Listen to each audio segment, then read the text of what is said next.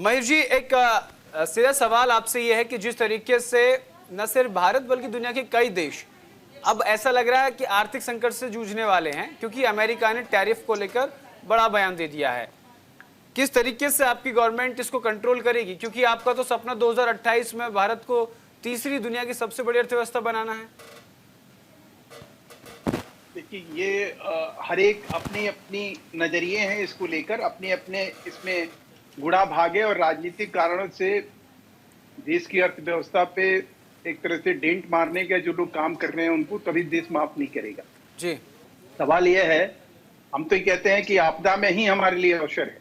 जी America जो है अपनी, जो अमेरिकन लोग हैं उन नागरिकों की जो जरूरत की चीजें होती हैं, लगभग वो 5-6 देशों से उसको कहीं पूरा करने की कोशिश करता है। उसमें चीन है, वियतनाम है, इंडोनेशिया है, जापान है, बांग्लादेश।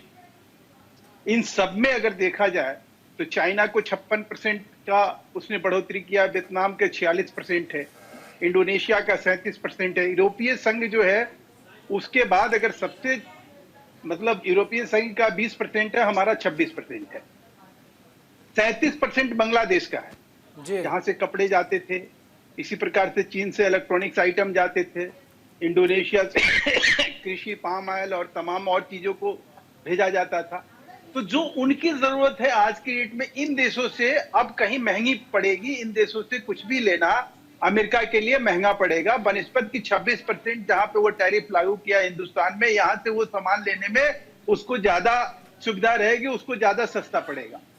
तो आपदा में मैंने अवसर जो कहा वो इसलिए कहा कि यही वो चीज है जो कि कहीं ना कहीं चाइना को भी, जो आपके सवाल थे इकोनॉमिस्ट महोदय से कि भाई आज चाइना को जो है, चाइना पत्र क्यों लिख रहा है, चाइना का कारण क्या है। चाइना को मालूम था, जैसे ही ट्रंप सरकार आई, ट्रंप ने जिस प्रकार के ऐलान किया कि भाई हम अपने टैरिफ को ये करेंगे, उसको अच्छी तरह से इस बात की भनक थी कि आज के डेट में अब उसके पास जो इंफ्रास्ट्रक्चर है या जो उसके पास प्रोडक्शन है उसको किस मार्केट में ले जाएगा।